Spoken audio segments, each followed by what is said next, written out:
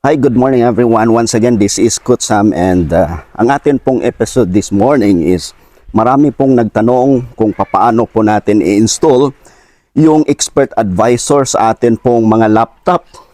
Okay? Tara na mga boss. Samahan po ninyo ako sa atin pong episode ngayong araw. Ang atin pong pag-usapan is paano po natin i-install yung tinatawag natin na expert advisor na gamit nating strategy sa atin pong trading ha. Nako, dito na po tayo by the way sa atin pong tinatawag na office and then start na po tayo sa pag-trade. Ayun. So sana matutunan po ninyo yung pag-install sa AI na kung saan pwede nyo po gamitin as one of your strategies sa Forex. Dito po tayo ngayon sa atin pong VIP group.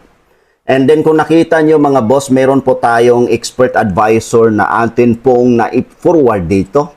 All you have to do is i-download lang po natin ang expert advisor na to. Tapos, default ang settings na atin pong gagawin and so far sa backtest natin na ginawa. Mga boss, ayan po yung kanyang naging profit. And then also, hindi po ito aggressive sit ha. Meron po tayong aggressive sit. Pero gusto ko lang is low risk muna. While nagbe-build po tayo ng atin pong strategy. And then yung drawdown niya mga boss, umabot lamang ng 21%. So meaning, sa $100 na capital natin, meron pong drawdown as far as our backtest is concerned na 21%. Pero I suggest that kung may capital po kayo, you can start with $200. Since account po natin and then i-observe po natin kung paano po mag-trade si AI natin mga boss. So step by step ko na pong i-discuss. So once na na-download na po ninyo ang AI, like for example dito sa akin ngayon, ito na po yung AI na kung saan is na-download ko na. And then, ang kailangan lamang po ninyo is copy. Tapos, ayan and then, i-open po ninyo ang MT4 po natin. Pagkatapos na ma-open po ninyo ang MT4 mga boss, next na gagawin po ninyo is i-click ninyo yung file. Tapos, open data folder. And then, pagkatapos na ma-open data folder po ninyo, i-click ang MQL and then expert. And then dito ngayon, ipipaste niyo yung AI ninyo. Yan nakita nyo, meron na po ako ritong AI. Tapos, ang next na gagawin nyo, i-close nyo bali ang folder na to. And then, pagkatapos, boss, dito kayo sa close, and then view. And then, dito tayo sa terminal. Okay, wait muna, view, navigator. Ayun, navigator tayo, boss. Again so pagkatapos na na-paste ninyo, dito tayo sa view, tapos navigator. And then, dito sa expert na to, advisor, click refresh. Click refresh again. And then, pagkatapos, boss, dito tayo sa view. And then, market watch. And then, pagkatapos na market watch, hanapin nyo lang si gold. Kung hindi nyo mahanap si gold, mga boss, ang gagawin po ninyo is i-click itong symbols. Okay, click symbols and then dito po sa crypto group Forex or Forex group boss, hanapin nyo lang si gold. Okay, usually si gold is nasa baba.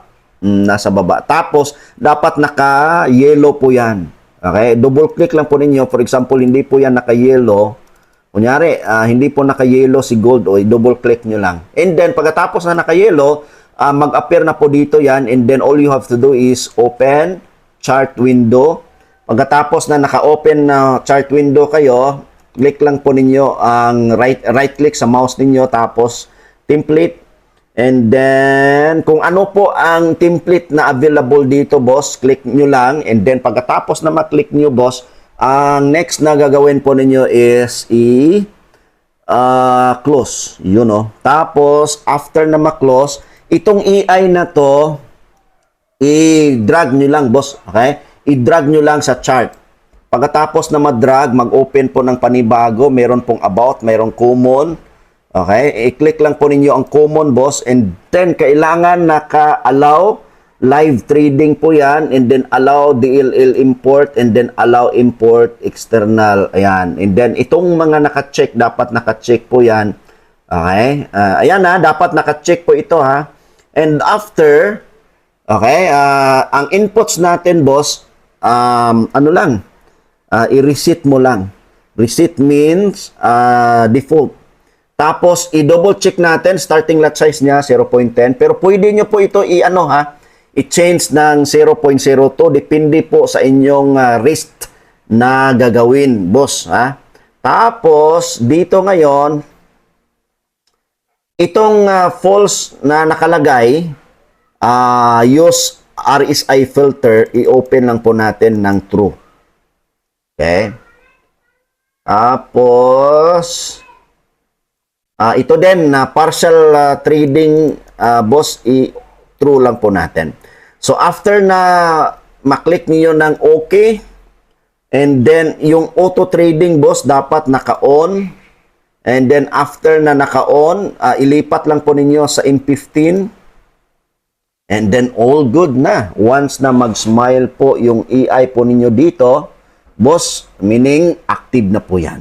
So, bali siya na po ang bahalang mag-trade sa account natin. Pero, of course, mag-develop din po tayo ng strategy kung paano po i-connect natin ang strategy natin, boss, sa manual. So, yan po. By the way, thank you so much once again sa inyo pong pagsama. Kung gusto nyo po, boss, na matuto pa sa forex trading, tapos gusto nyo makasali sa VIP group natin, boss, all you have to do is, pwede nyo po i-screenshot itong QR code na yan, and then para makapasok kayo sa atin pong general group channel. And then, boss, pag makapasok kayo, meaning to say, one step away kayo na matanggap ninyo, ma-access ninyo ang EI na atin pong sinasabi. This is Coach Sam. Maraming salamat. See you next time.